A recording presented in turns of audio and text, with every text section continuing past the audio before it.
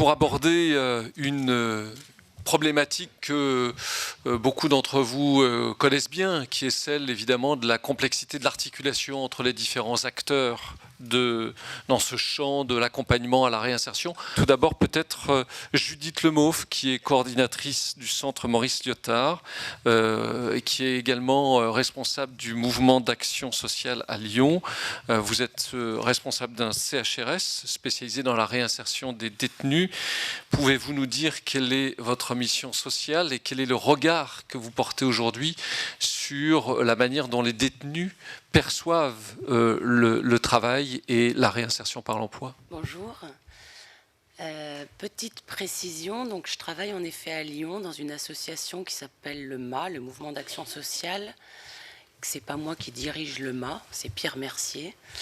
C'est une association qui est née dans les années 60 à l'initiative de Maurice Lyotard, qui était un des premiers juges d'application des peines, parce que c'est une fonction qui date de 58, enfin c'est assez récent en fait. Donc l'ADN de cette association, ça a été de monter un premier foyer d'hébergement, le foyer Maurice Lyotard, dédié à l'accueil des personnes qui sortaient de longues peines de détention.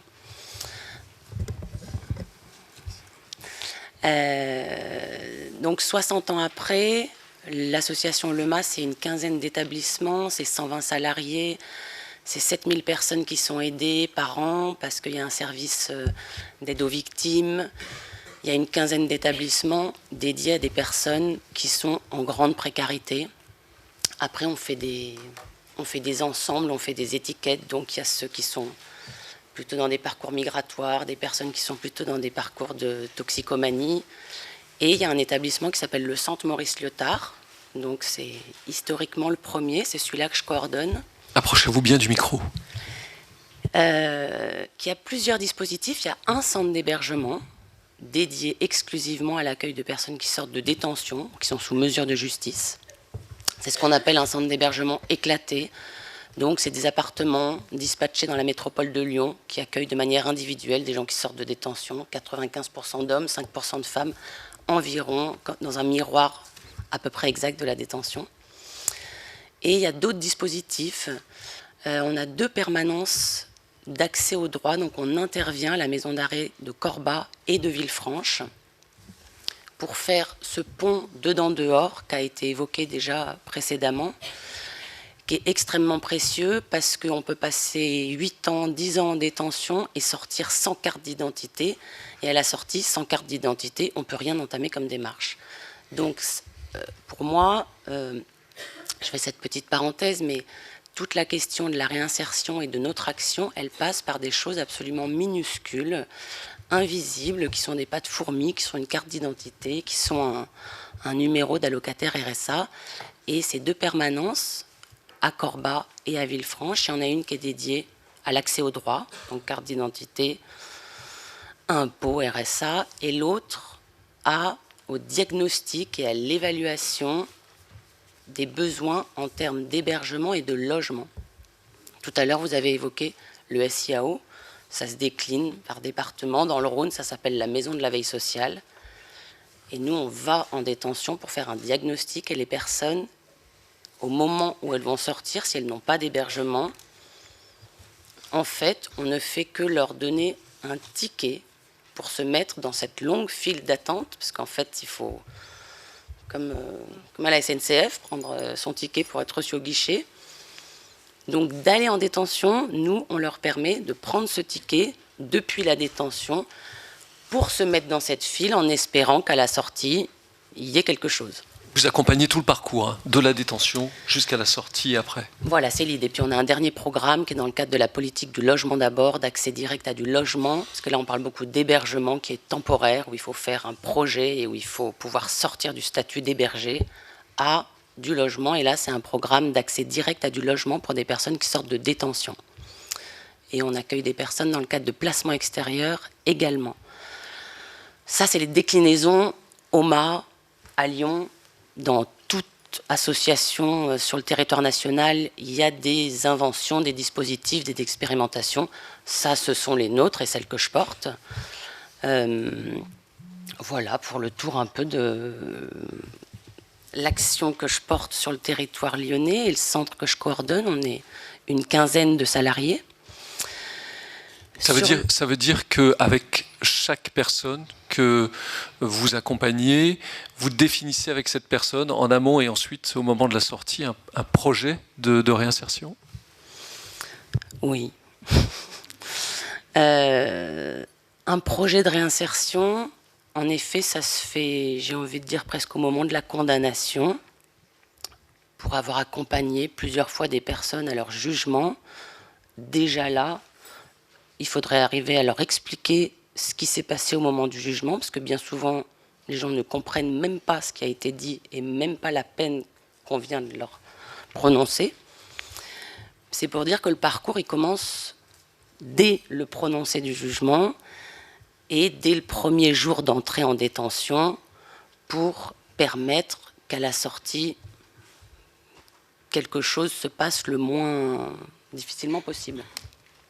Le regard que je porte là-dessus, parce que vous me posiez cette question-là, je fais une petite parenthèse. J'ai organisé un séminaire avec les 15 personnes de l'équipe dans laquelle je travaille, il y a une dizaine de jours. Et j'ai demandé à une personne qui avait fait une longue peine de détention de venir nous rencontrer et de venir rencontrer l'équipe pour témoigner de sa sortie de détention. Et il se trouve que cet homme avait été accueilli dans le premier foyer Maurice Lyotard, donc c'était une manière de boucler un peu la boucle. Et il nous a raconté sa sortie de détention, comment il était désorienté, comment c'était compliqué de se promener dans les rues, qu'il y ait du bruit, qu'il y ait du mouvement, qu'il ne supportait pas que quelqu'un lui pose la main sur le bras, etc., etc. Et que ce qui avait pu lui être proposé, certes, c'était un logement, et qu'il y avait le fameux triptyque logement, travail, soins, et que ça, c'est le triangle qui est brandi par tout le monde de la réinsertion, qui est important, mais il disait, moi, il y avait tout ça, mais ça n'allait pas, quoi. Et en l'entendant parler, je me disais, là où on est dans une position très particulière, c'est que son besoin, ses questions étaient tout à fait existentielles. Et les personnes qui sortent de détention, souvent que ça soit de courtes peines, des jeunes ou de très longues peines, leur question est existentielle. Comment on aime, comment on se déplace, qu'est-ce que je vais faire de ma vie, à quoi je sers, comment je fais si j'ai pas de travail et pas de formation. Et nous, en face, on a des réponses souvent assez administratives. On va proposer de l'accès au droit, on va proposer d'aller s'inscrire à Pôle emploi, Et il y a quand même quelque chose, une sorte de vide entre entre ce grand besoin de réponse existentielle et cette offre, mais qui est celle qu'on a. Donc, mon regard, c'est qu'il manque vraiment quelque chose et que ça fait le pont avec cette interdisciplinarité et la nécessité de se coordonner, certes. On va y venir. Mais de faire rentrer Grégoire Korganov, enfin de faire rentrer d'autres gens parce qu'il manque quelque chose d'essentiel, à mon sens, dans cette question de la réinsertion. Merci pour cette présentation. On va continuer le tour de table. Je vais demander à Olivier Sagné de prendre la parole. Olivier Sagné est ancien responsable de l'unité sanitaire au sein du centre pénitentiaire de Lyoncourt, dans l'Oise, également ancien médecin référent national à la direction de l'administration pénitentiaire. Vous êtes médecin. Une bonne organisation du soin est l'une des conditions pour vous de la réinsertion. Ça peut paraître évident, mais ça va mieux en le disant. Et vous vous y êtes consacré à tel point que c'est devenu pour vous une sorte de vocation, on peut dire ça. Est-ce que vous pouvez nous raconter quel a été votre parcours et comment vous avez abordé la question du soin pour les personnes détenues ou sortant de prison? C'est bon. Écoutez, déjà, je vous remercie de m'avoir invité. Effectivement, ça fait à peu près 18 mois que je suis sorti du milieu carcéral maintenant, donc j'espère que la réinsertion s'est bien faite. Et en tout cas, je reviens, alors je ne sais pas si aujourd'hui je récidive, mais bon, en tout cas, ça fait 18 mois donc que je suis parti, j'essaierai que mon propos reste à peu près d'actualité. L'organisation des soins pour les personnes détenues, et si on reste surtout sur l'organisation des soins des personnes placées sous main de justice, puisque la question est quand même aujourd'hui sur la réinsertion. Effectivement, est primordial pour toute personne. Sans dents, sans capacité de voir ou d'entendre correctement, c'est quand même un petit peu difficile de se réinsérer. Quand on est en mauvaise santé, ça l'est encore plus. Donc les soins sont primordiaux. Enfin, dans le process de réinsertion, ils sont primordiaux. Vous savez que pour les personnes détenues, depuis 1994, la France a été le premier État dans le monde à organiser les soins, enfin, à transférer l'organisation des soins aux personnes détenues au ministère de la Santé, et donc un établissement hospitalier public. Elle l'a fait effectivement pour les personnes détenues, mais pas pour les PPSMJ. Et ça reste un très grand challenge, je pense, pour les personnes placées sous main de justice qui ne sont pas détenues, de pouvoir accéder aux soins. Et à mon avis, ça reste une grande difficulté qui doit être abordée et qui doit être traitée. Alors peut-être que quand on est complètement sorti de l'établissement, et on peut se dire on doit relever du milieu ordinaire et pouvoir reprendre à la fois sa responsabilité de s'organiser dans les soins, qu'on soit accompagné ou non. Ce cas, c'est qu'on ne doit pas être considéré comme détenu lorsqu'on est hébergé dans un centre de semi-liberté, ce qui va extrêmement complexifier l'accès aux soins. Et on ne va pas non plus être une personne détenue lorsqu'on a un bracelet électronique et qu'il va falloir accéder aux soins d'une façon ou d'une autre. Donc c'est quand même deux gros challenges qui restent à traiter pour notre système, qu'il soit le système de soins, qu'il soit le système carcéral ou le système judiciaire pour les personnes placées sous main de justice.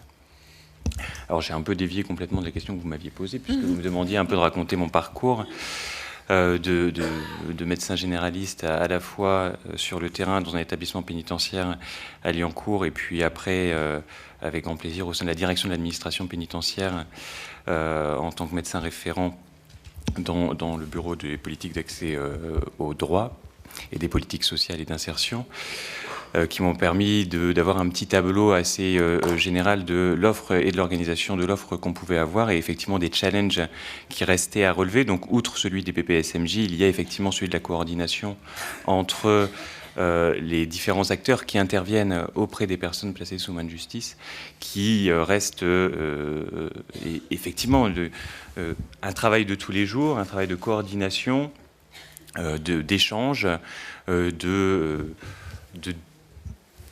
partenariat qui est difficile entre des professions qui se connaissent souvent très peu, et qui va être également difficile puisqu'il va falloir essayer de garder quand même dans l'esprit que ces différents professionnels interviennent pour un même public, et que le public ne doit pas être écarté de la question pour laquelle on le traite. Alors, on va venir dans un instant effectivement sur la question, justement sur la pluridisciplinarité ou la nécessaire coordination entre les différents acteurs. Mais dites-nous, en fait, la question de l'accès aux soins, elle se pose à la fois dedans, et là c'est la compétence de l'établissement hospitalier public de rattachement, voilà, absolument. Et puis l'accès aux soins se fait également dehors, mais là c'est d'autres personnes qui s'en occupent et c'est d'une autre responsabilité, c'est bien ça. Et donc à l'extérieur, si vous êtes placé sous main de justice et non détenu, vous relevez du droit commun, c'est-à-dire que vous consultez comme vous et moi, dans les mêmes conditions, si ce n'est que vos capacités d'accès peuvent être limitées. Quand vous êtes dans un centre de semi-liberté, vos capacités d'accès aux soins, et que ce soit aux structures, à la pharmacie, à un dentiste, etc., vont être beaucoup plus difficiles à organiser, étant donné que votre liberté n'est pas totale. De la même façon, si vous avez un bracelet électronique. Alors Olivier Sagnier, dans votre pratique, vous êtes occupé à la fois des deux aspects, du dedans et du dehors dans l'accès aux soins ? Alors, je me suis occupé du dedans quand j'étais à l'établissement de Liancourt, en médecin responsable. Après, l'administration pénitentiaire a en charge la prise en charge des personnes placées sous main de justice, quelles qu'elles soient. Donc, c'est une question qui restait effectivement, alors à l'agenda, pas vraiment, qui restait en suspens au sein de l'administration pénitentiaire, qui a jusqu'alors jamais été réellement portée à l'agenda politique en termes de traitement. Et d'autant plus que ce n'est pas l'administration pénitentiaire qui organise les soins, mais c'est bien le ministère de la Santé. Et donc, voilà, l'administration pénitentiaire peut stimuler, peut solliciter, peut rappeler qu'elle a la responsabilité de sauvegarder et d'assurer l'intégrité des personnes qui sont placées sous sa main, mais en tout cas, elle n'a pas la main pour organiser le soin et l'accès aux soins. Vous dites volontiers que la santé, alors il y en a d'autres évidemment, alors je ne sais pas à quel niveau de priorité il faut les placer les unes les autres, mais que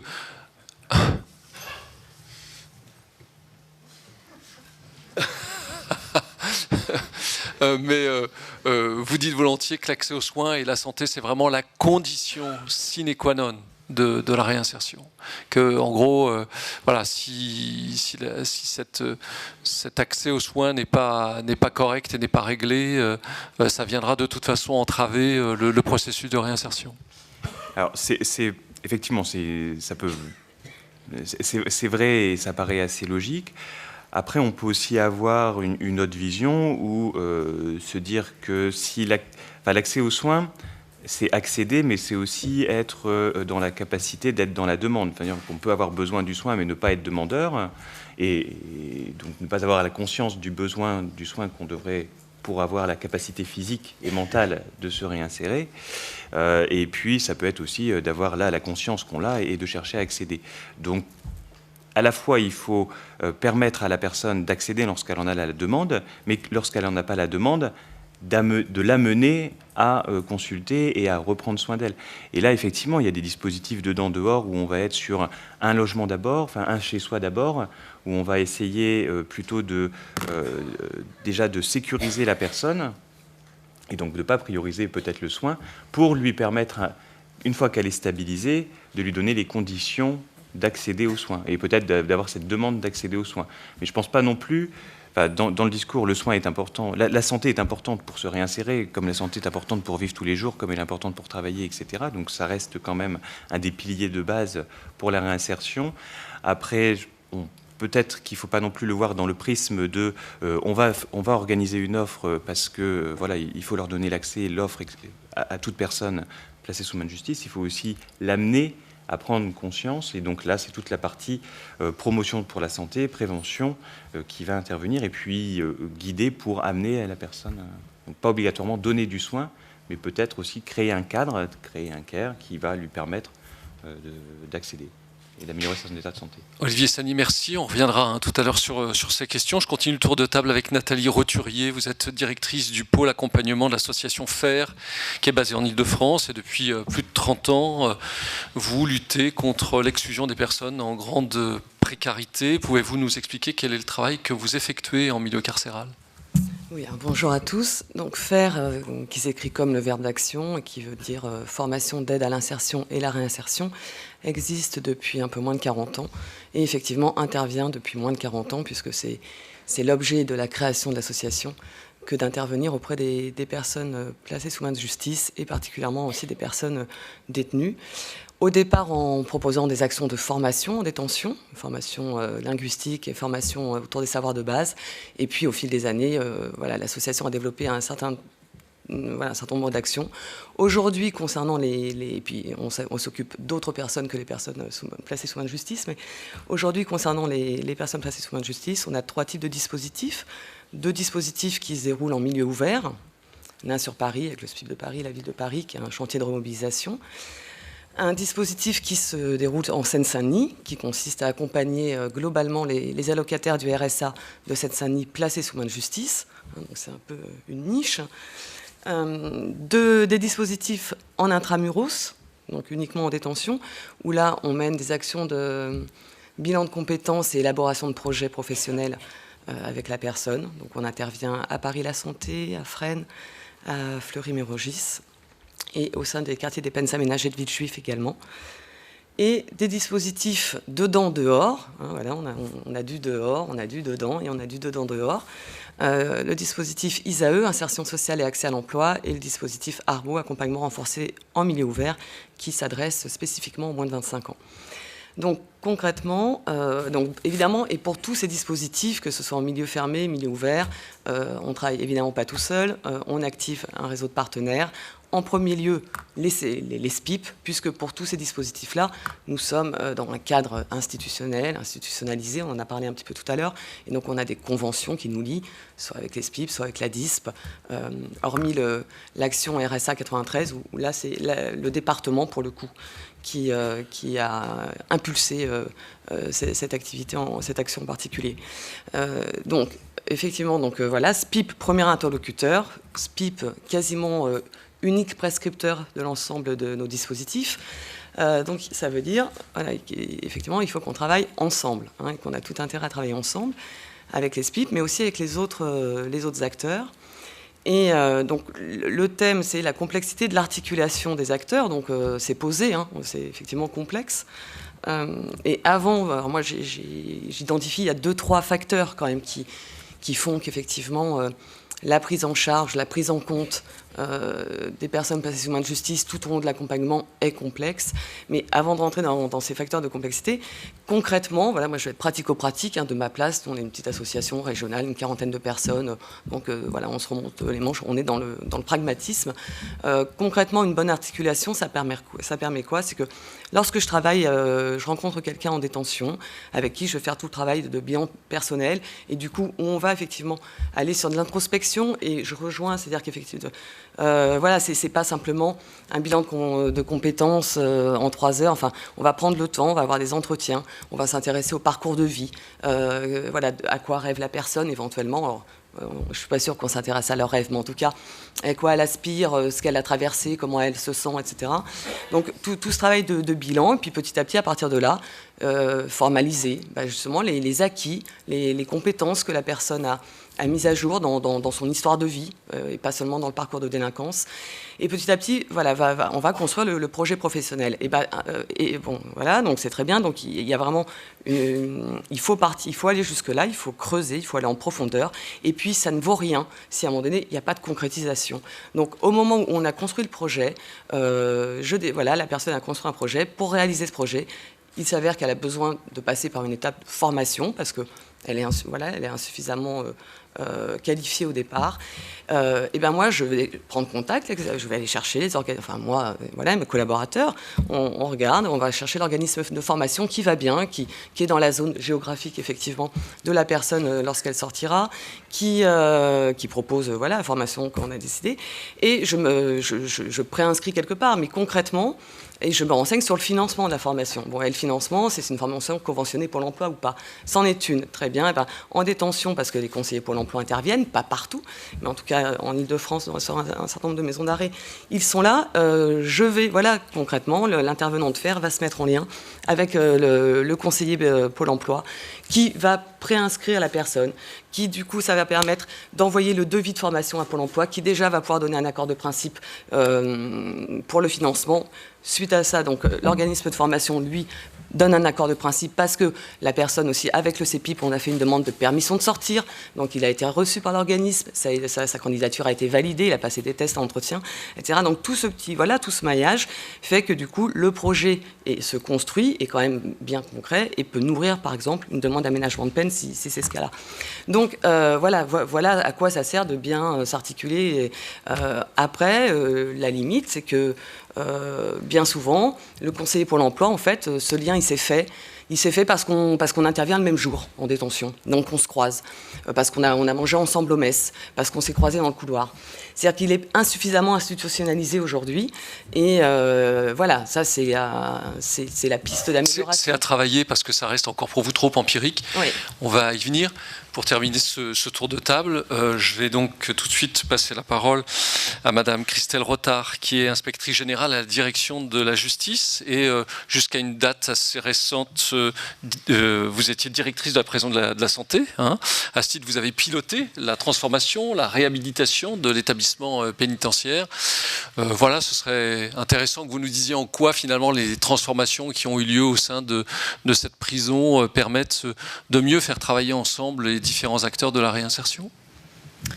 Merci beaucoup. Alors, ma présence à ce colloque pourrait a priori paraître un peu surprenante à certains d'entre vous, dans la mesure où, en qualité de chef d'établissement ou d'ex-chef d'établissement, je garde les personnes sous main de justice.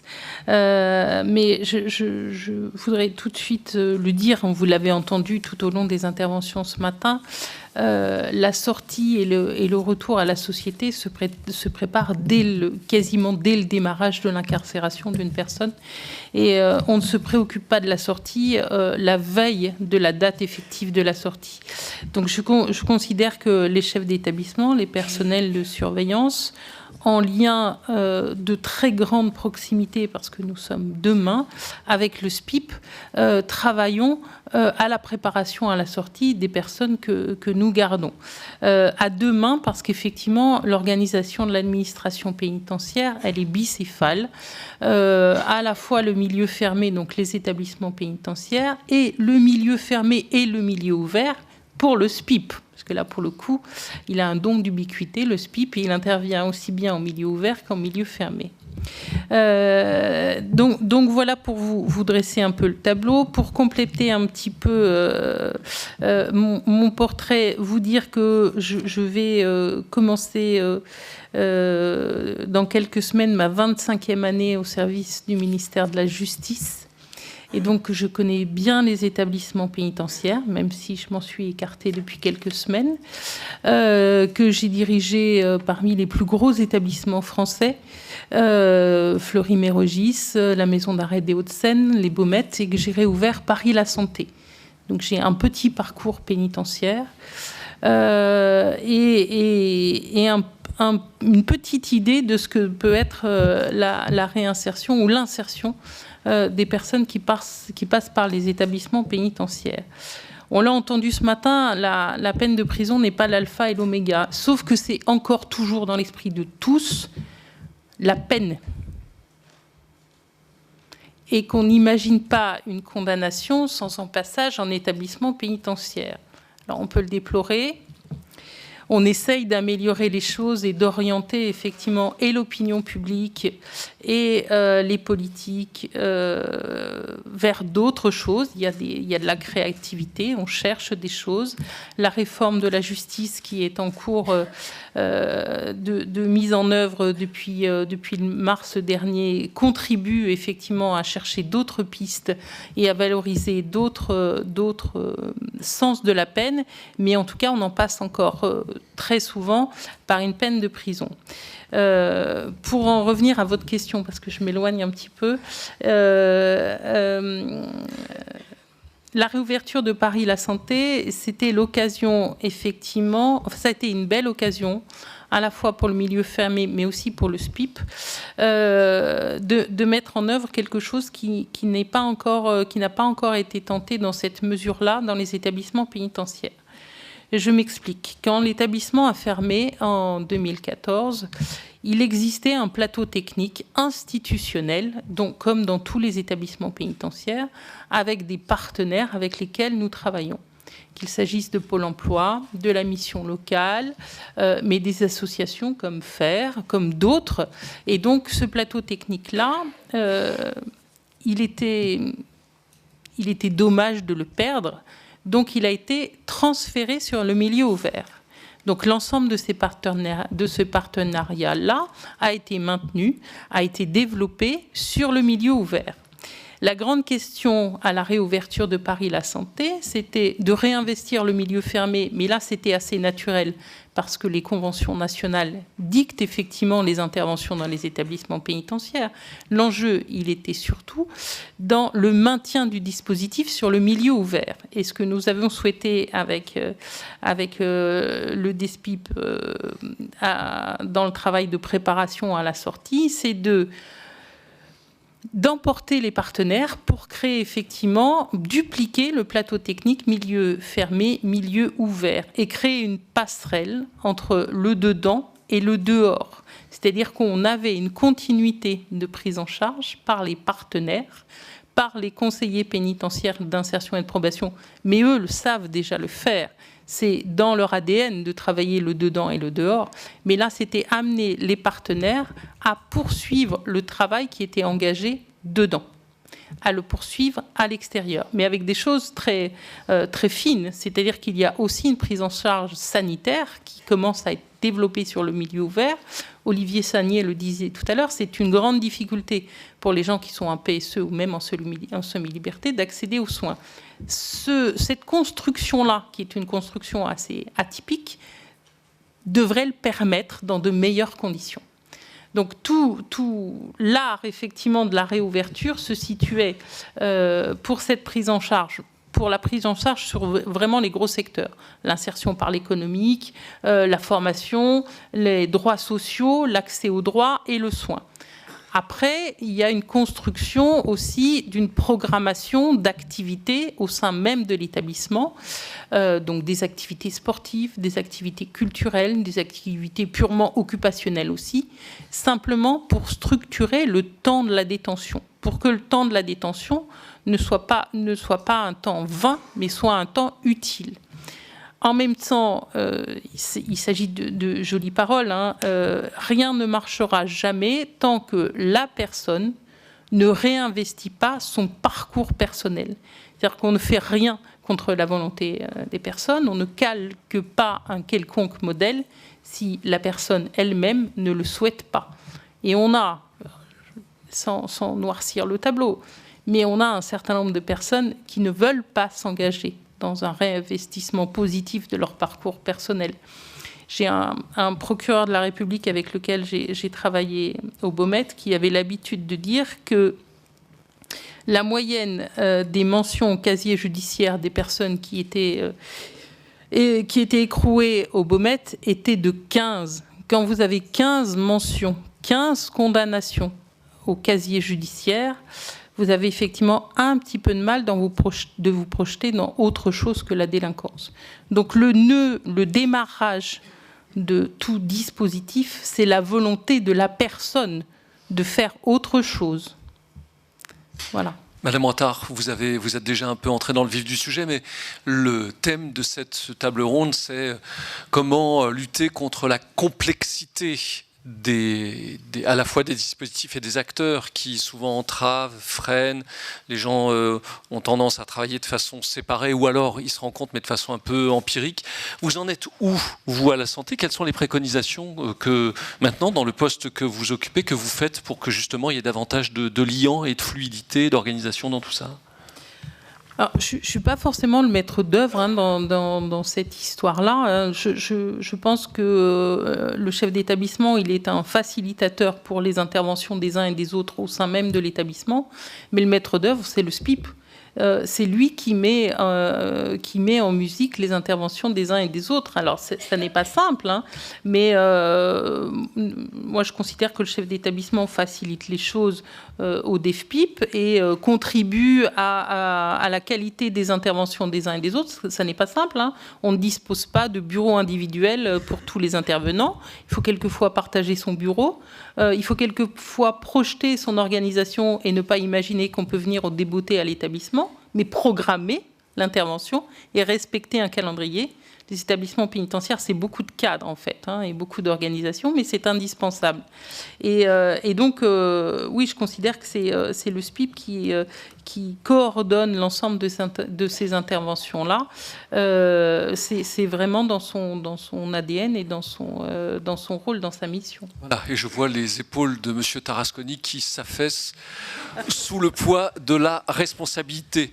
Deux responsables d'association donc avec nous, Judith Lemauve, pour justement évoquer cette question de la difficulté du travailler ensemble de l'ensemble des acteurs.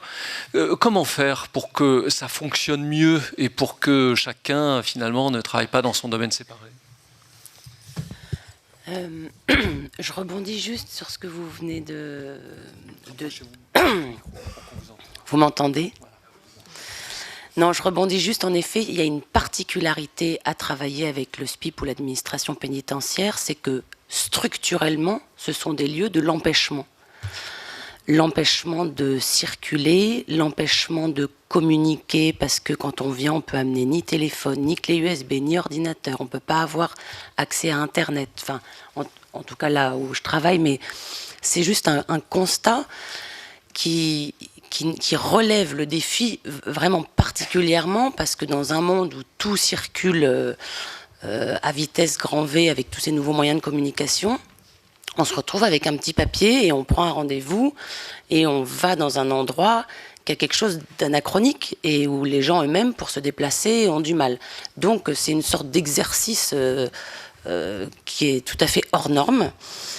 Et ça fait partie de cette complexité. Peu importe, c'est comme ça, mais c'est très très particulier. Sur qu'est-ce qui peut améliorer à partir de là, je crois qu'il y a, mais c'est ce qu'on s'est dit, déjà il faut en permanence améliorer la connaissance qu'on a des uns et des autres.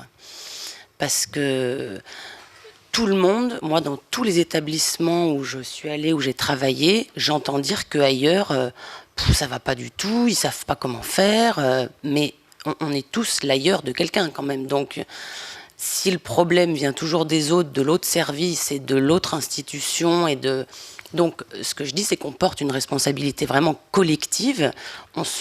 Faut croire qu'on se connaît mal, et pour se connaître mieux, il faut aller se voir, il faut se déplacer, il faut s'appeler, il y a des choses à formaliser, à protocoliser, et certainement qu'on a à s'améliorer là-dedans, mais quels que soient les protocoles, les procédures et les politiques publiques, derrière il y a des individus, et ces individus doivent faire vivre ces procédures, et pour ça, il faut se parler, quoi.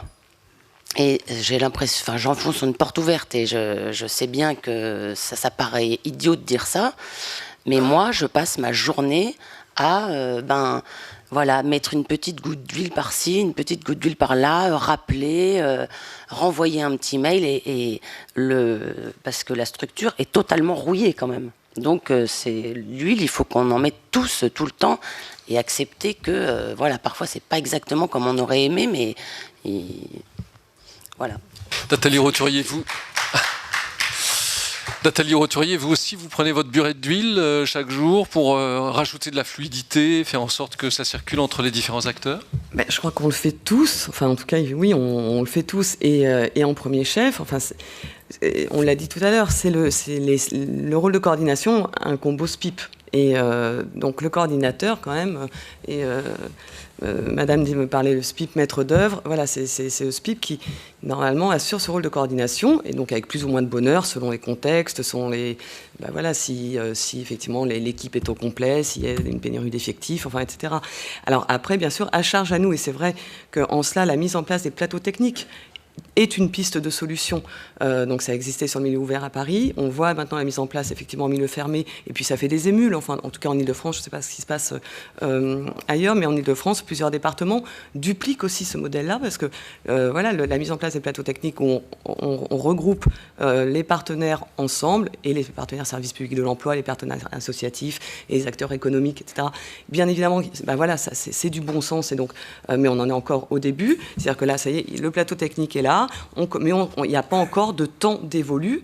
Alors, sur certains départements, ça commence à se mettre en place aussi, donc il n'y a pas encore de temps dévolu au CEPIP. On a parlé tout à l'heure des conditions de travail des CEPIP, etc. Mais c'est vrai pour faire le lien entre les uns avec les autres, et ne pas avoir ce sentiment d'un accompagnement morcelé, de partenariat en fait en silo, en parallèle. Et comment donc on en est un peu là, comment on arrive à un partenariat vraiment intégré dans un esprit collaboratif, et quand on avance vraiment ensemble. Donc le fait de faire des plateaux techniques où les partenaires se rencontrent, c'est une piste. Ça, c'est fondamental, l'articulation, la coordination, se connaître pour pas non plus faire des doublons, parce que ça arrive, dans les accompagnements, on nous oriente quelqu'un, puis en fait, on se rend compte que finalement, il a déjà rencontré un autre opérateur qui fait sensiblement la même chose que nous, donc c'est du temps perdu pour tout le monde. On brouille le message pour la personne détenue qui n'a pas besoin de ça. Donc ça, c'est évident. Au-delà de ça, après, il y a la prise en compte des temps qui ne sont pas les mêmes. Le temps judiciaire, pénitentiaire et le temps d'insertion ne sont pas les mêmes. Et ça aussi, ça complexifie l'accompagnement et la prise en charge. Je vais monter le plus beau projet de la Terre avec la personne détenue. Il s'est mobilisé. Il y a une dynamique qui s'est mise en place. On insuffle des perspectives. Et puis derrière, l'aménagement est refusé, ou la sortie est encore trop loin. Ça retombe comme un soufflé. Donc ça, et c'est pareil, mieux on se connaîtra, mieux l'articulation se fera avec les CEPIP, mieux on aura connaissance de la situation judiciaire et des échéances du calendrier, mieux aussi on peut adapter notre accompagnement et faire en sorte que ça reste effectivement un facteur de vraie préparation à la sortie et d'insertion, et non pas, on fait nourrir l'espoir et puis ça retombe. Et enfin, il y a quand même un facteur dont on n'y peut rien, mais c'est le turnover, la rotation des équipes et au sein des SPIP et au sein des structures qui interviennent, soyons très clairs, qui font que là aussi, voilà, apprendre à travailler ensemble, ça nécessite du temps, c'est se connaître. Et donc, quand chaque année ou voilà, 6 mois, 1 an et demi, les équipes changent, ça laisse trop peu de temps pour que s'installent des habitudes de pratique partagées aussi. Donc, il y a aussi ça aussi, je crois que c'est un facteur qui complexifie la prise en charge. Mais, voilà, si on comprend bien votre propos, il y a du mieux, ça va lentement, il faut organiser les choses de façon plus institutionnelle pour évidemment donner un coup d'accélérateur à cette coordination nécessaire des différents acteurs. On en est là de cette présentation de la table ronde. On va compléter le propos des personnes qui sont là et ensuite on va retourner vers vous. Mais je vais demander pour un éclairage particulier à Laurence Bégon-Bordreuil de venir nous rejoindre. Vous allez venir là au pupitre là-bas si vous le voulez bien. Vous êtes magistrate coordinatrice de formation continue à l'École nationale de la magistrature et vous allez développer un propos sur un concept et une pratique mis en place outre-Atlantique aux États-Unis, puis dans un certain nombre de pays anglo-saxons, qui a finalement un concept et une pratique pas si nouveau que ça, mais qui, pour l'instant, s'est assez peu développé en France. Il s'agit de la justice résolutive. 20 minutes en gros pour développer votre propos et puis peut-être projeter un petit document vidéo en appui de votre exposé. Merci. Tout à fait. Merci beaucoup. Merci. Je suis très heureuse d'être parmi vous aujourd'hui et assez impressionnée d'être au pupitre et non pas auprès de vous à la table ronde.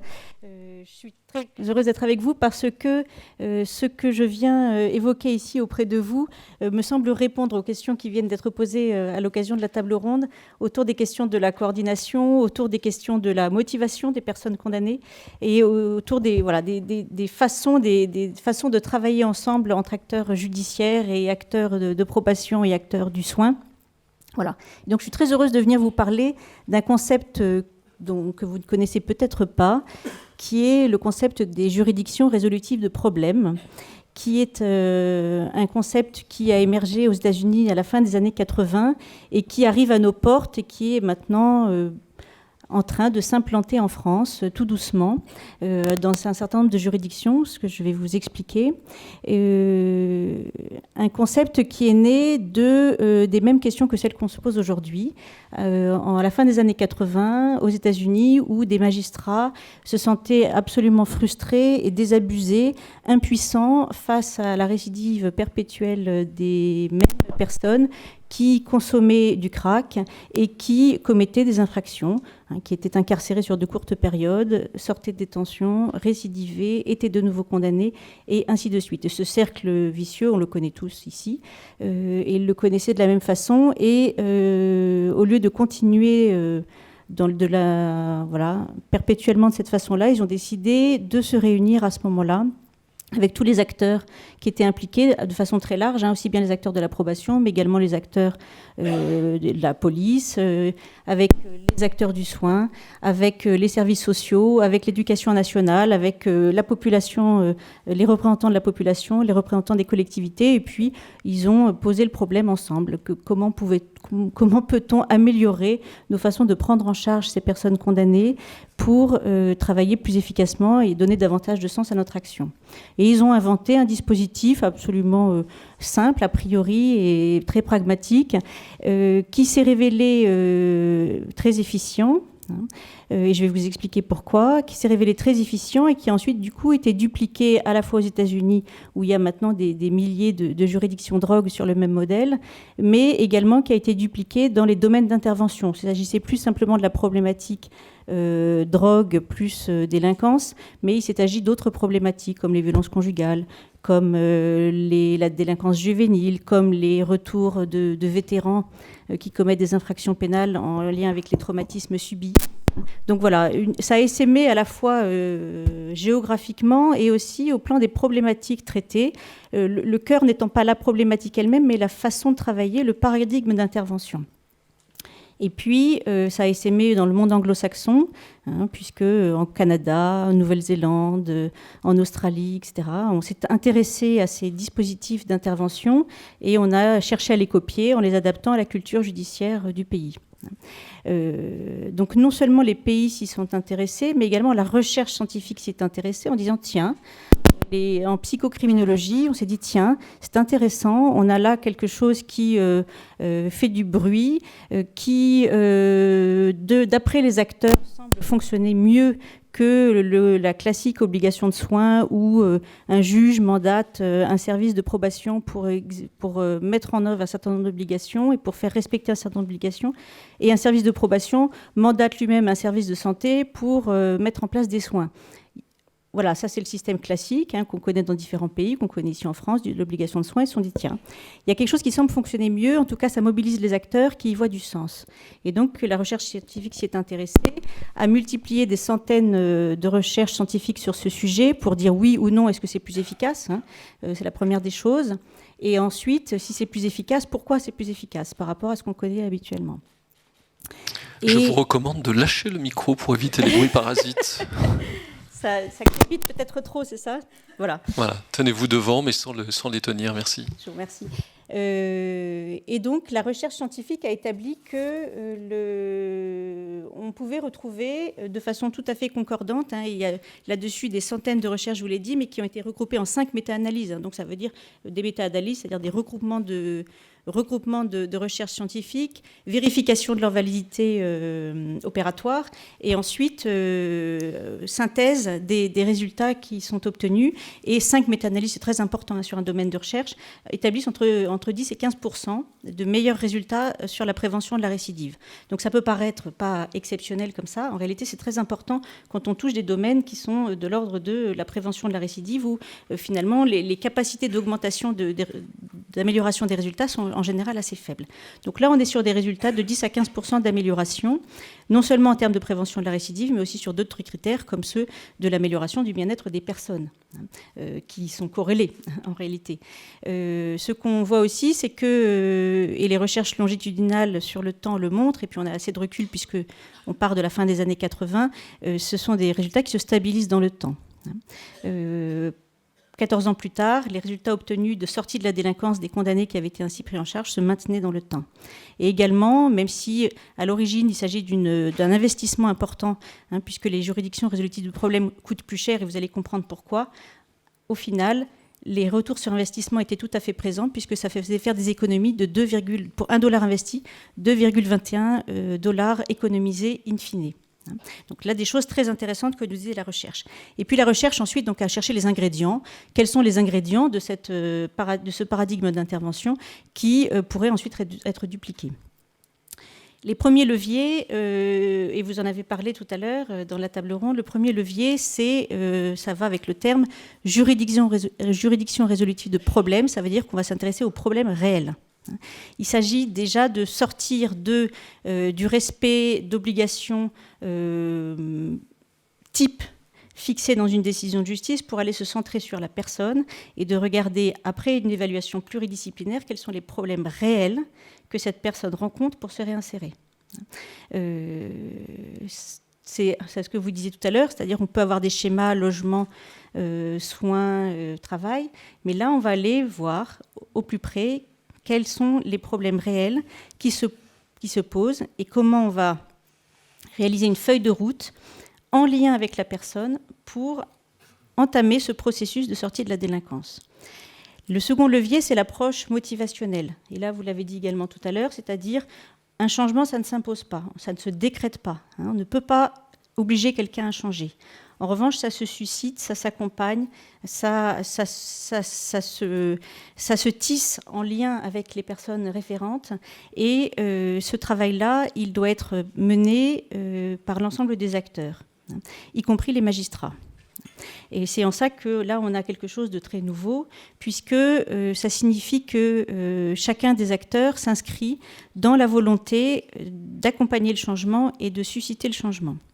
Et le juge sort d'une posture classique, actuelle, de type répressif, c'est-à-dire juge de l'incident. Le juge d'application de la peine, qui est un juge qui sanctionne les incidents dans le respect des obligations de la peine prononcé, mais qui est un juge qui va au contraire adopter une posture de changement, c'est-à-dire concrètement de recevoir régulièrement les personnes condamnées, de faire le point sur leur feuille de route et sur l'état d'avancement des projets qui ont été portés, et de pouvoir en discuter directement avec la personne référente. Donc concrètement, ce sont des audiences où les différents acteurs sont présents toutes les 15 jours, 3 semaines, 1 mois. Le juge d'application des peines, ou le juge en général, puisque le juge d'application des peines, c'est une spécificité française, mais qui n'existe pas ailleurs, mais le juge fait le point. C'est lui qui joue le rôle central dans le dispositif que vous... Le juge joue un rôle central, mais joue un rôle central, c'est-à-dire d'impulser une dynamique et une philosophie d'intervention, et d'engager les acteurs à rentrer dans cette philosophie d'intervention. Mais ensuite, il s'agit d'un travail de coordination, c'est-à-dire, et précisément, on cherche à sortir de ce travail où chacun mandate l'autre, et chacun fait rapport à l'autre de la façon dont il a rempli son mandat, qui est la façon actuelle de travailler, pour être une façon collaborative, c'est-à-dire de partage d'informations, de rencontres. Et donc il y a des synthèses qui sont réalisées autour de la personne et autour de la feuille de route calquée, et en lien direct avec le juge. Le juge sort, au-delà de l'approche motivationnelle, il sort aussi de sa posture classique pour se dire le changement c'est long, le processus est long, et les rechutes font partie du processus de changement. Donc une rechute ne signifie pas qu'on arrête tout, que c'est fini, que c'est terminé, c'est un échec. On continue à s'engager dans le suivi de la personne. Et pour susciter le changement, les acteurs respectent les standards dits de légitimité de la justice, c'est-à-dire les standards comportementaux qui ont été étudiés par la recherche comme étant des facteurs favorisant le sentiment de justice par les justiciables et leur capacité du coup à adhérer à un processus. Donc qui sont la bienveillance, l'empathie, l'écoute et l'engagement au profit des personnes. Quand je dis que la coordination se fait à travers le partage d'informations, bien souvent on a des levées comme ça en disant « et le secret médical et le secret professionnel, que fait-on de tout ça ?» L'idée de ces juridictions résolutives de problèmes est bien sûr d'être dans le respect de la place de chacun et du lieu d'intervention de chacun et des raisons d'intervention de chacun. Les échanges d'informations sont autour de la dynamique d'intervention. Et ça, tout le monde le partage, la dynamique d'intervention. Est-ce que le condamné s'engage réellement dans le suivi qui est mis en place pour lui? Est-ce que réellement il s'engage dans un processus de soins et de sortie de l'addiction? Puisque là, on part à l'origine des drug courts, des juridictions drogue à l'étranger. Quelle est la nature de la dynamique? C'est ça qui est le plus important et que partagent des acteurs. Après, on n'a pas besoin nécessairement d'aller au-delà. Aux États-Unis, ils vont bien au-delà puisqu'ils parlent des produits consommés, ils parlent également des niveaux de consommation. Après, ce modèle s'adapte aux cultures judiciaires de chacun des pays. En France, on est très en difficulté. Enfin, voilà, on n'a pas du tout la même culture judiciaire et il est nécessaire de s'adapter aux cultures judiciaires, mais ça n'empêche pas le travail. Donc ce modèle d'intervention n'existait pas en France jusqu'à il y a peu. Depuis 2015, la MILDECA, donc la Mission interministérielle de lutte contre les drogues et les conduites addictives, a décidé d'implanter la première juridiction de drogue en France, à Bobigny, à travers un financement de la MILDECA pour la mise en œuvre d'un dispositif auprès d'un public de condamnés polytoxicomanes, souffrant de polytoxicomanie et ayant des parcours judiciaires pénaux particulièrement lourds, particulièrement sévères, et de dire on va inventer une façon différente de travailler avec un coordonnateur en lien, donc directement auprès du service d'insertion et de probation, et également avec le XAPA pour mailler les interventions, et avec des juges d'application des peines qui ont accepté de créer ce dispositif spécifique de rencontres régulières des condamnés et de coordination entre les acteurs. Et puis, depuis 2015, l'école de la magistrature a décidé de déployer un vaste programme de formation autour de ce modèle d'intervention en lien avec la MILDECA, pour former des acteurs dans toute la France. Et donc j'ai fait partie des personnes en charge de ce programme de formation. L'idée des séminaires qui se sont tenus à Paris comme en région étant déjà, avant même de commencer, c'est-à-dire de venir entre acteurs qui travaillent ensemble. C'est-à-dire chacun était invité, si c'était le conseiller d'insertion et de probation, de venir avec le directeur d'insertion et de probation, de venir également avec le juge, avec le soignant, l'infirmier, etc., de venir ensemble. Et rien que de faire le voyage ensemble pour aller parler de ces sujets était déjà quelque chose d'important et faisait partie déjà des objectifs de la formation, d'arriver à se connaître et de passer du temps ensemble et de poursuivre des objectifs communs. Et puis donc on a ainsi formé à la fois des acteurs de la justice pénale des majeurs, mais également de la justice pénale des mineurs, puisque ce sont les mêmes problématiques qui se posent d'entrer dans la consommation et d'entrer dans la délinquance. Voilà. Aujourd'hui même, il se tient un séminaire à Paris sur cette question à l'école de la magistrature, précisément pour faire connaître davantage ce mouvement et inviter les acteurs de l'Île-de-France à se mobiliser. On voit l'importance de la valorisation de la personne par l'autorité judiciaire. Alors c'est assez marrant quand même parce que cette expérience de justice résolutive, elle est née aux États-Unis il y a environ une trentaine d'années. Ici en France, on imagine que les prisons et la justice américaine, enfin les prisons américaines plutôt comme des lieux de violence, de règlement de comptes, des prisons privées.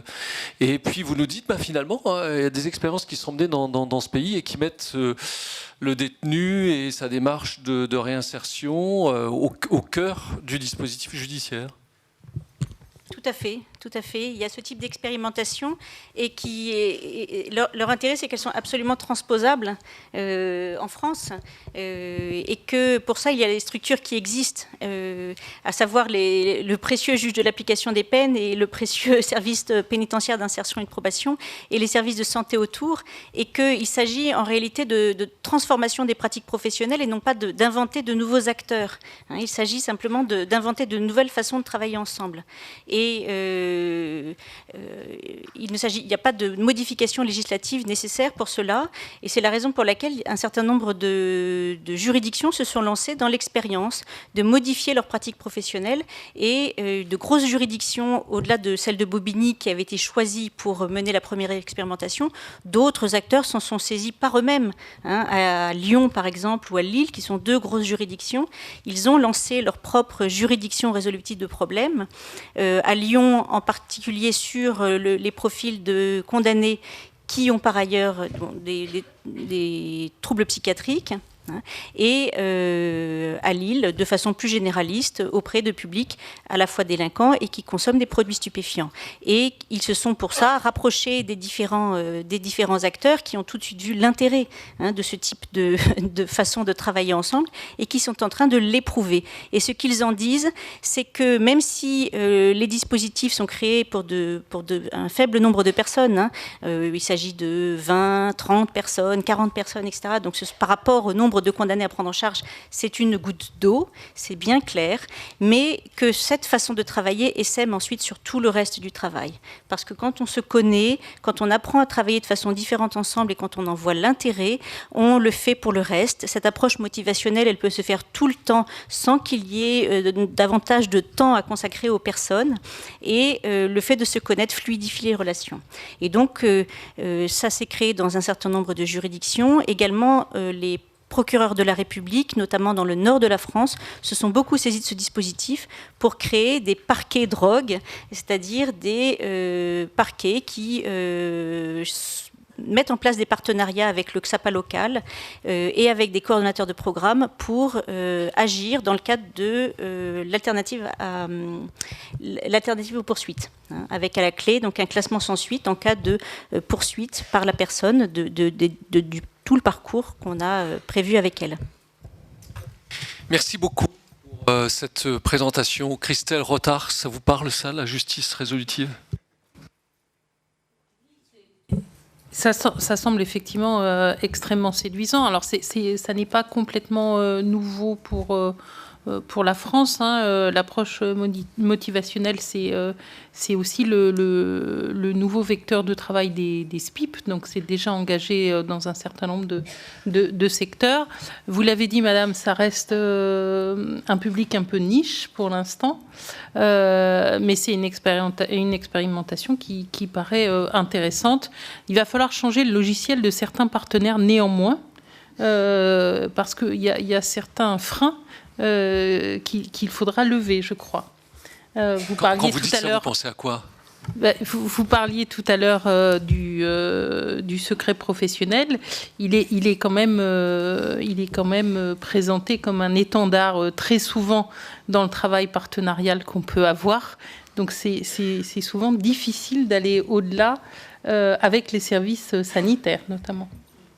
Alors, n'est-ce pas, Monsieur Sagnier ? Alors, secret professionnel des médecins, vous en dites quoi de ça ? Effectivement, il serait possible de le lever, de faire en sorte que ce soit partagé par les autres acteurs ?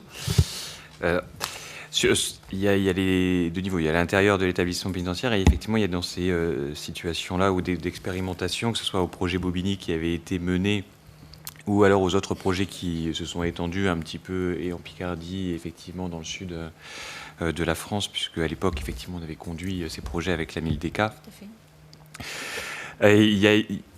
Alors, la symétrie avec les pays anglo-saxons a certaines limites, puisque effectivement, c'est pas du tout les mêmes cultures et c'est pas la même façon de prendre en charge les usagers de drogue, et la problématique drogue est complètement différente, ne serait-ce que dans la méthodologie de consommation, enfin comment on consomme et comment on se comporte. En plus, en France, on a quand même la grande chance d'avoir un réseau extrêmement bien maillé de structures de prise en charge des usagers de drogue à travers l'IXAPA, qui est quand même un certain privilège par rapport à d'autres pays que tous n'ont pas, et en particulier les pays anglo-saxons ne sont pas trop sur cette dynamique. On est sur la question de la justice résolutive, de la limite de la justice prescriptrice de soins. Et c'est là, à chaque fois, où, effectivement, il y a un contour à dessiner, à affirmer, pour à la fois rassurer également tous les partenaires médicaux, les partenaires socio-éducatifs et puis les magistrats, pour que chacun y trouve sa place. Parce que effectivement, quand la personne qui est usagère de drogue se retrouve devant le magistrat pour une infraction, qu'elle soit celle de consommer, de détenir ou d'échanger, enfin de commercer le produit, de pas systématiquement l'incarcérer, effectivement, c'est une grande avancée pour sa prise en charge de la problématique. Donc ça, c'est indéniable. Après, de lui imposer un certain soin, c'est là où ça peut être contre-productif parfois. Et effectivement, c'est là où le magistrat aura certainement besoin d'avoir un peu plus d'informations pour orienter sa décision et de quelle manière il va avoir l'information. Actuellement, ce qui avait été un peu imaginé dans ces process, c'est que ça passait par les travailleurs sociaux d'IXAPA, de sorte que comme ça, il n'y avait pas la question du secret médical qui pouvait se poser, mais il se pose quand même la question du secret professionnel, puisqu'on est à la fois dans une dynamique de soins d'un côté et dans un traitement judiciaire d'une infraction de l'autre. Donc il y a une problématique d'échange entre les deux. Ça ne va pas lever le secret médical, puisqu'on est quand même d'un côté, il y a du soin, et le soin doit garder sa pratique professionnelle. Enfin, il n'y a pas de raison de lever un secret médical pour organiser du soin. Après, le secret médical, il appartient ni au magistrat, ni au médecin, ni aux soignants, il appartient à la personne. Donc, il revient à la personne de décider ce qu'elle souhaite donner à l'un ou à l'autre comme information pour assurer sa prise en charge et d'en assumer effectivement les conséquences. Si elle estime que de toute façon elle ne veut pas donner d'informations au magistrat, soit le magistrat prendra acte et jugera en la matière. Le cas échéant, effectivement, il n'y a aucun obstacle à ce que la personne délivre des informations qui pourront effectivement l'aiguiller vers un établissement ou un autre.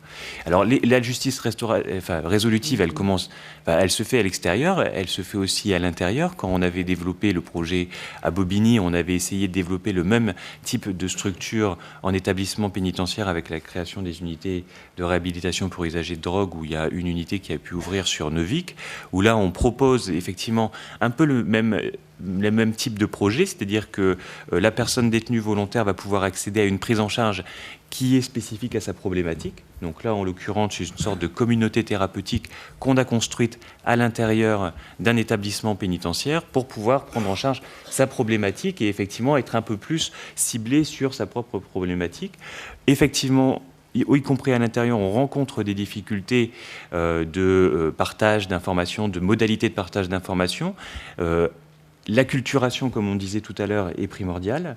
L'acculturation, elle revient à chaque acteur qui intervient en établissement pénitentiaire, elle revient à l'administration pénitentiaire, je pense qu'elle le fait pour tous les intervenants en leur proposant des formations dès qu'elles rentrent, mais elle revient aussi aux intervenants qui viennent au sein de l'établissement ou qui sont dans le circuit justice, d'inviter le partenaire justice, enfin la justice en elle-même, à venir s'acculturer à sa pratique. Et par exemple, pour la communauté thérapeutique qu'on avait introduite en établissement pénitentiaire sur Neuvic, et qui a très bien marché, accepté par l'ensemble des personnels, des SPIP, des surveillants et également les syndicats pénitentiaires qui avaient été très demandeurs, c'est que ça a été dans les deux sens. C'est-à-dire que les travailleurs sociaux qui venaient de l'extérieur de la communauté thérapeutique ont été formés au fonctionnement, de savoir pourquoi effectivement il faut déposer ses clés, pourquoi on n'a pas de téléphone portable, pourquoi on n'a pas de droit, enfin voilà, qu'il y a des règles et pourquoi elles existent. Et comme ça, c'est peut-être plus facile de les assimiler.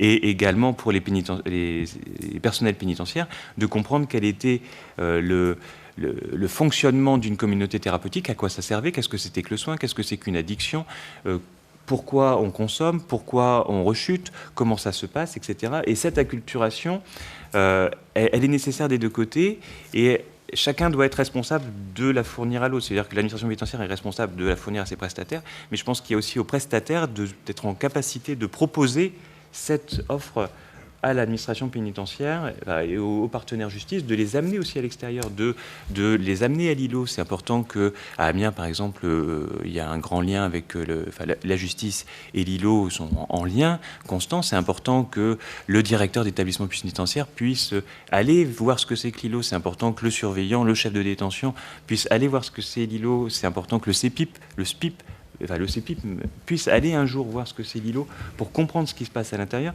Et c'est cette acculturation qui permettra après de fluidifier les échanges et de ne pas être sur des oppositions où on va se retrouver après à une situation de blocage parce que ça va être le secret professionnel, parce que ça va être le secret médical, parce qu'on n'aura pas pris le temps avant d'échanger pour savoir quelles étaient chacun nos fonctions, quelles étaient nos limites de pratique, qu'est-ce qu'on pouvait faire et pas faire, et d'arriver effectivement à se recentrer après sur le sujet et de mettre le sujet directement au cœur de la procédure, que ce soit avant la décision, dans son application et dans la préparation de la réinsertion. Merci Olivier Sagnier. Vous faisiez référence à l'expérience de communauté thérapeutique à Neuvic, en Dordogne, pour ceux qui ne connaissaient pas cette expérience, donc dans le centre pénitentiaire de Neuvic. Voilà, il y a quelque chose qui se passe derrière moi. Oui, d'accord. Alors maintenant, dernier moment de cette matinée, discussion avec la salle et échange avec vous, sur le même principe que tout à l'heure. Donc voilà, saisissez-vous, emparez-vous de la parole, allez-y, posez des questions. Les micros sont à votre disposition, monsieur, ici, et ensuite là-bas.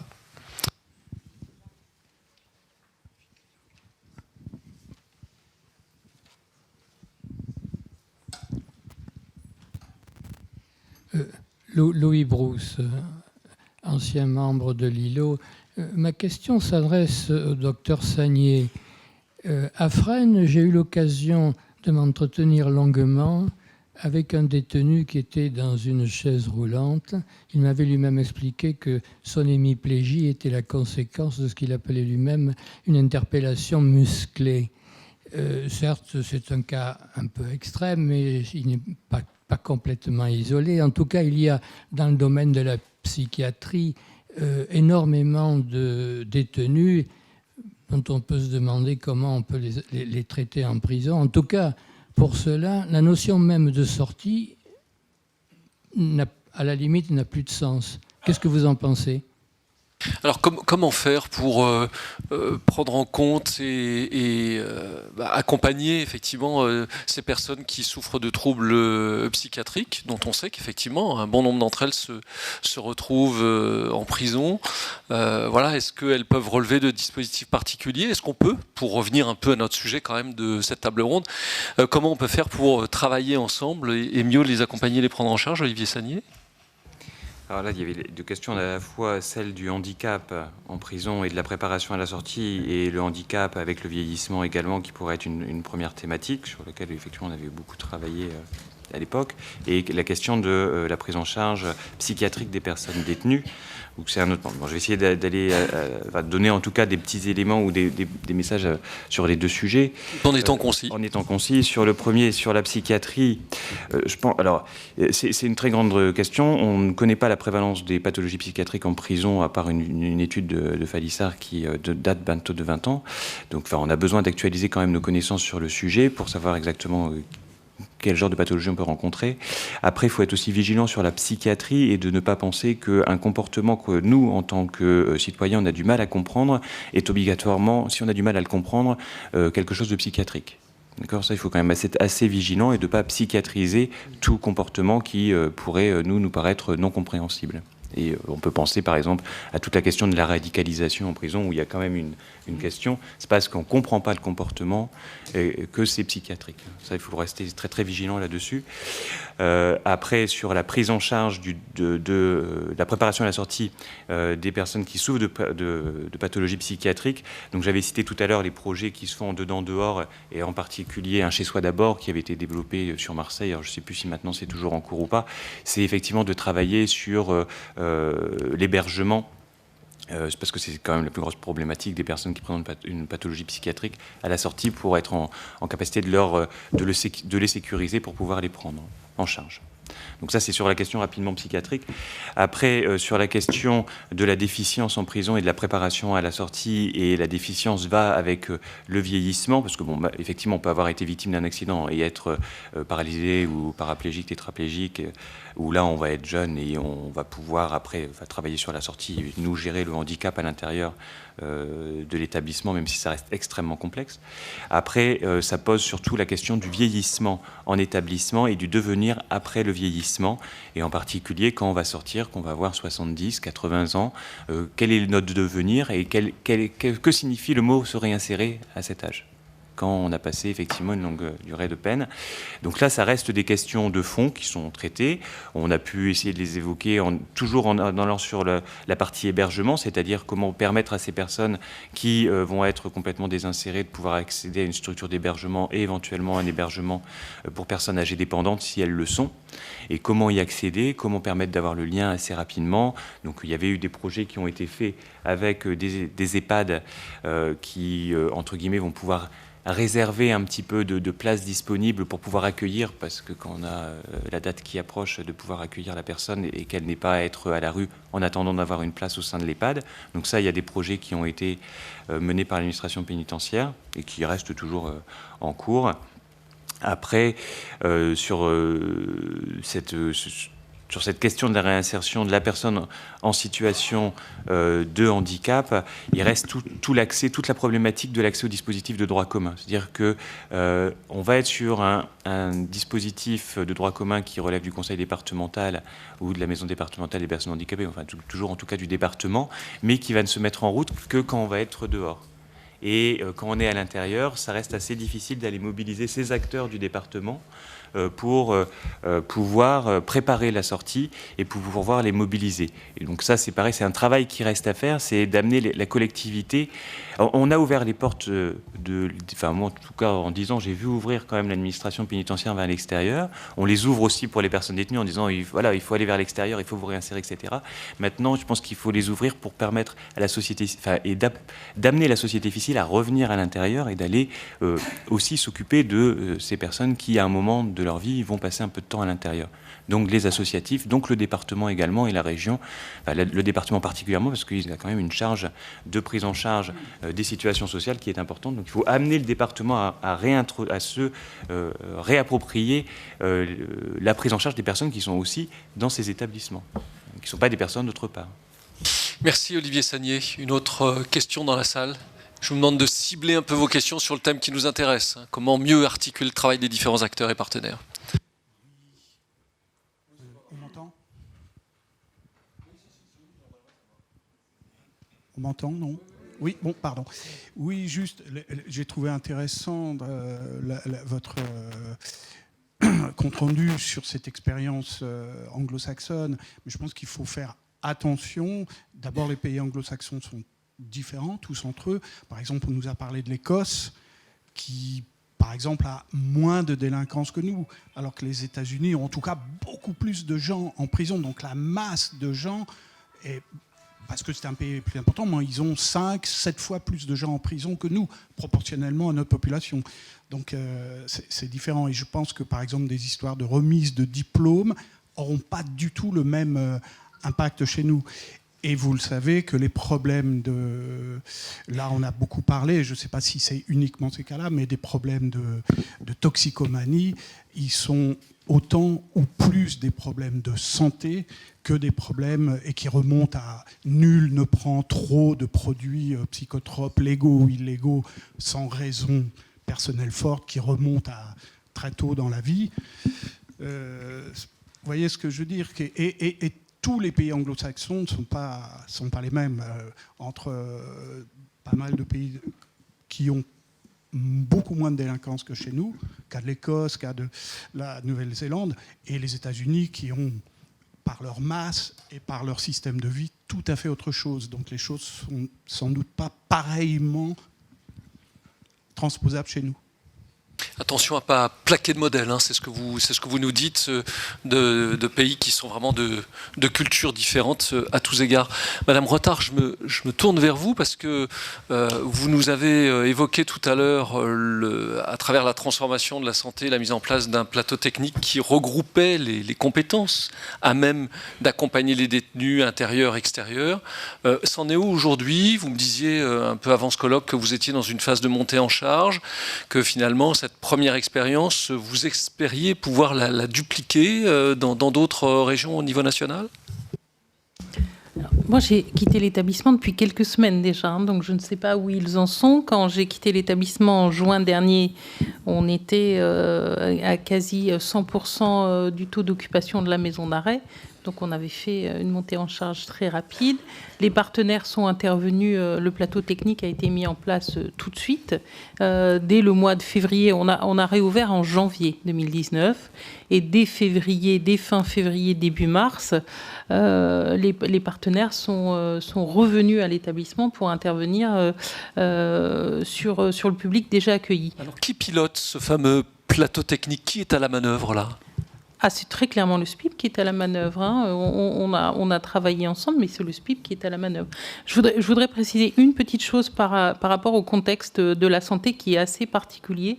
C'est qu'on a changé un élément clé dans la prise en charge du public. Historiquement, le public du TGI de Paris était dispatché entre 3 établissements pénitentiaires, Fleury-Mérogis, Fresnes et la Santé, parce que le flux est tel que la santé seule ne peut pas absorber tous les entrants. La répartition, historiquement, était une répartition alphabétique. Donc la santé récupérait les gens dont le nom commençait par S et les lettres suivantes. Donc sans aucune valeur ajoutée dans la prise en charge des personnes et dans la préparation à la sortie.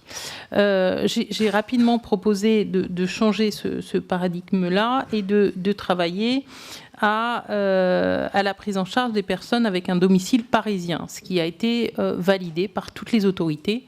Et on a pu travailler effectivement sur l'accueil. Alors, il y a des exceptions, mais la grande majorité du public qui est accueilli à Paris La Santé désormais a un domicile parisien. Ça veut dire un domicile en propre, un hébergement vérifiable dans de la famille ou chez des amis, ou un hébergement institutionnel. C'est-à-dire qu'on a un certain nombre de personnes SDF avec une domiciliation dans un foyer qui, si elles contreviennent à la loi, sont écrouées à Paris La Santé. C'était dans notre esprit, au DEFPIP et au mien, un moyen de travailler la sortie et donc de pouvoir travailler le réseau parisien qui est très dense, qui est très important, avec beaucoup de volonté et beaucoup d'investissement, de travailler la préparation à la sortie des personnes qui passaient par Paris La Santé. C'est une spécificité de cet établissement-là. On n'a pas toujours cette chance, entre guillemets, dans les établissements de travailler sur du public qui est issu de la ville ou même du département. C'est quelquefois beaucoup plus mixé que ça. Mais en tout cas, c'est cette chance-là à Paris de pouvoir travailler sur un public parisien. Vous n'avez pas tout à fait répondu à ma question. Vous en êtes où aujourd'hui de la modélisation, entre guillemets, de ce que vous avez mis en place à la santé ?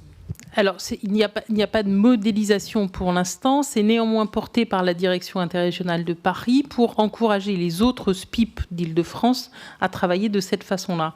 La modélisation, elle dépendra de la question essentielle qui est la question financière. Il faut pouvoir financer des postes du pôle emploi de la mission locale en milieu ouvert et en milieu fermé, enfin naturellement en milieu fermé puis en milieu ouvert, et ça n'est pas très simple. Donc la modélisation trouvera une traduction pratique effectivement quand on aura réglé ce problème-là. Merci. Autre question dans la salle ? Oui. Loïc Le Floch-Prigent, industriel et ancien de la santé de Fresnes. J'ai été très sensible à ce qu'a dit Madame Le Mauve, qui, me semble-t-il, était très très proche de ce que l'on ressent à l'intérieur lorsqu'on est en prison, contrairement à beaucoup d'expressions qui ne sentent pas le désarroi qui est en prison. Alors, je voudrais rajouter, puisqu'elle était sur « on empêche », et sur quoi je suis parfaitement d'accord en ayant vu l'intérieur de l'intérieur. Je rajouterais quand même une spécificité, Madame Bégon-Bordreuil, à la France, même si elle a les juges d'application des peines et qu'on espère, avec les SPIP, pouvoir améliorer le système et changer de paradigme. Mais dans le changement de paradigme, il y a une spécificité française que vous avez tous oubliée, qui est la comparution immédiate. Et la comparution immédiate, c'est le mal absolu. C'est-à-dire, c'est la justice d'abattage avec l'immédiateté pour un délit dont on ne connaît pas tellement l'importance, à certains moments, de la prison immédiate et de ce débordement ensuite, puisque une fois qu'on a commencé, on continue, la récidive continue. Donc, il faut bien voir que si jamais, en dehors de tout ce que vous avez dit, Madame Egondre, que je partage, puisque je suis depuis la Floride tout ce qui a été fait par les juridictions, et vous avez oublié qu'en Belgique, il y a eu Gand aussi qui a travaillé, etc. Enfin, il y a eu, et puis il y a eu en France des expériences qui ont été faites que vous n'avez pas citées, mais qui sont importantes. Je crois que si jamais on ne se réinterroge pas sur la comparution immédiate, on pense qu'on commet un délit majeur d'intelligence. Merci, Monsieur Le Floch-Prigent, pour ce témoignage vécu de l'intérieur. D'autres questions ? Oui, monsieur. Oui, bonjour, Patrick Grandperret, président du France Bénévolat Île-de-France. Parmi les dispositifs de réinsertion, on a eu la présentation de la justice résolutive. Ma question est très simple. Est-ce que vous incluez dans ce concept ce que vous appelez également dans l'administration pénitentiaire la justice restaurative ou restauratrice ? Oui, si vous voulez bien répondre à cette interpellation. Oui, tout à fait. Alors, ce sont deux concepts différents. Ce sont deux concepts différents puisque la justice restaurative a pour objet d'être en marge, si l'on peut dire, des juridictions elles-mêmes, même si on demande aux juridictions d'être les chefs de file, mais pour autant que le processus de justice restaurative reste en dehors du processus judiciaire lui-même, et qu'il n'y ait pas d'interférence dans ce qu'il peut se passer dans le cadre des rencontres condamnées-victimes, par exemple, avec ce qu'il se passe dans le cadre du processus de jugement ou d'exécution de la peine. Donc ce sont des justices étanches. Donc on est sur des des concepts différents qui ont à voir l'un comme l'autre avec la recherche en psychocriminologie et la recherche de sortie de la délinquance, mais pour autant, ce sont deux concepts différents. Voilà. Merci. Une autre question ? Oui, je vous en prie. Bon, Yves Rakowski, toujours ANVP. Alors, merci, madame, pour votre intervention très, très intéressante et novatrice. Mais ma question ira à madame Rota. Maintenant, vous êtes peut-être plus libre quant à la parole. La drogue est un fléau dans la société, mais c'est aussi un fléau en détention. La drogue entre facilement, voire très facilement. Si on a de l'argent, on peut vraiment tout se procurer. Qu'est-ce que vous pourriez nous dire à ce sujet? Que peut-on faire? Que pourriez-vous faire? Merci pour la réponse. Voilà, on s'écarte un petit peu du sujet de la table ronde, mais enfin, je vous laisse répondre aussi brièvement que possible à cette question. Je vais essayer d'être très brève. Alors, ma parole a toujours été assez libre, donc elle n'est pas plus libre maintenant que je suis à l'inspection générale. J'ai toujours affronté les sujets sans détour. La drogue entre dans les établissements pénitentiaires. Oui, ça n'est pas une nouveauté. Elle entre par des moyens très différents. En tout cas par des vecteurs très différents, des personnes très différentes. Elles entrent aussi par des moyens quelquefois incongrus, avec des balles de tennis qui franchissent les murs d'enceinte et qui atterrissent dans les cours de promenade et qui sont bien garnis de tout ce qu'on souhaite récupérer. Alors, le problème, c'est le problème de l'addiction dans les établissements pénitentiaires, où des gens qui veulent se sortir des addictions et d'autres non. C'est le problème aussi de la gestion du temps, qui est très compliqué dans un établissement pénitentiaire. Il faut réussir à passer beaucoup de temps entre les murs, dans la cellule, certes, un peu en promenade, mais surtout dans la cellule. Il faut s'engager dans une démarche. Donc il y a tout un tas de problématiques qui expliquent que les produits stupéfiants entrent en prison. Les traitements médicaux sont aussi détournés de leurs usages et servent quelquefois aussi plutôt de drogue que de traitement d'une quelconque problématique sanitaire. Donc voilà, il y a des biais très différents. Il me faudrait une journée pour vous expliquer la problématique de la drogue dans les établissements pénitentiaires. Voilà, on fera un colloque pour ça. Je vais me tourner vers les responsables associatifs à côté de moi, parce que tout de même, voilà, ces 50 ans sont organisés par une association. On se pose la question de savoir comment faire pour améliorer le travail en commun. De là où vous êtes, avec votre pratique, vous en pensez quoi aujourd'hui? C'est quoi le bilan que vous tirez de votre action? Est-ce que ça a avancé dans ce domaine-là? Où en est-on, Judith Lemauve? Je pense qu'on est dans des processus très lents et que de toute manière on avance lentement, même à l'échelle de nos vies. Enfin, moi je suis lente par exemple. Non, mais qu'un processus est lent quand il avance. Et on aimerait que ça aille plus vite, on se désole, moi ça me décourage des tas de fois. Mais il y a quelque chose qu'il faut accepter de cette lenteur. Par contre, il faut œuvrer quand même pour que ça, même si ça va lentement, que ça progresse. Et dans ce qui a été dit, notamment sur l'adaptation de la justice résolutive en France, que c'est pas les mêmes cultures, moi je voudrais dire que ce qui me semble important qu'on entende de cette pratique, c'est que jusque-là, il y a des personnes qui passent quand même de dispositif en dispositif et d'interlocuteur en interlocuteur, et c'est elles qui font ce chemin. Et que ce qui me semble être proposé, et moi, ce qui me semble, vers quoi on œuvre, c'est de se dire, nous, on doit tourner, nos dispositifs doivent tourner autour des personnes, et pas l'inverse. Parce que bien souvent, moi, les gens que je reçois, les situations tiennent, ils sont dans mon bureau, ils sont vivants, mais ça tient à un fil. Et nous, dans nos vies, on en a 100 des fils. S'il y en a un qui casse, il y a la 99 autres qui amortissent Là, il y en a un.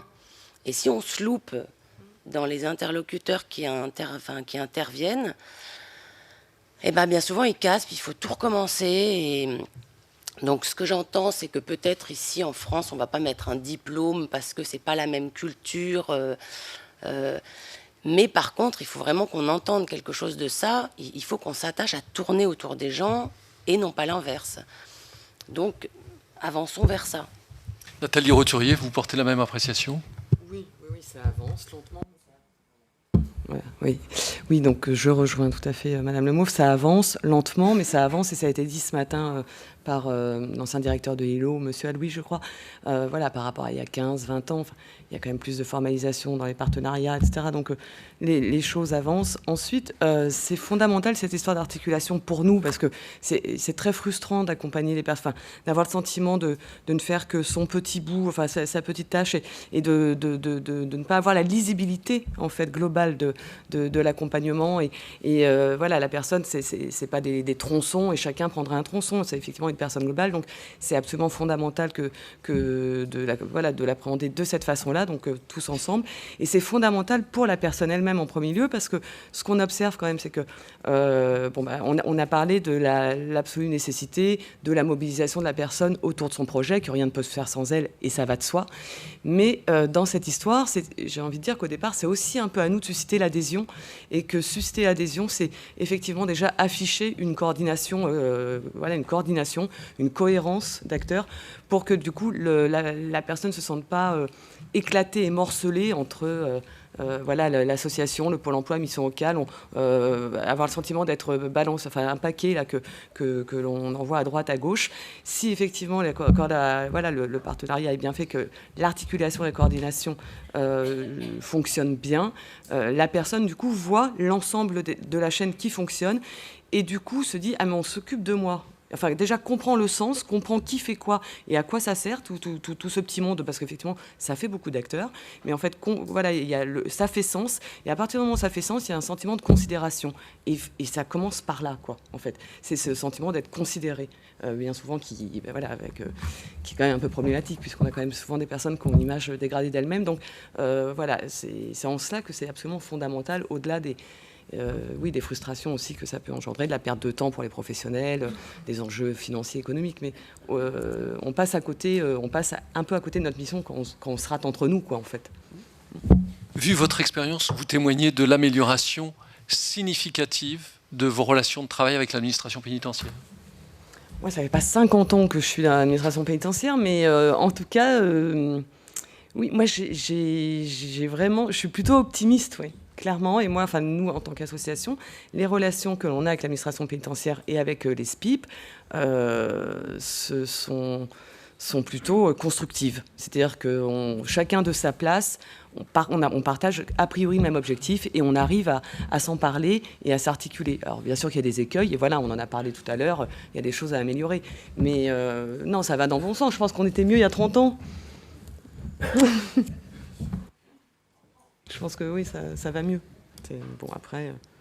Voilà, c'est sur cette note positive qu'on va clore la séance de cette matinée. Je remercie tous les intervenants.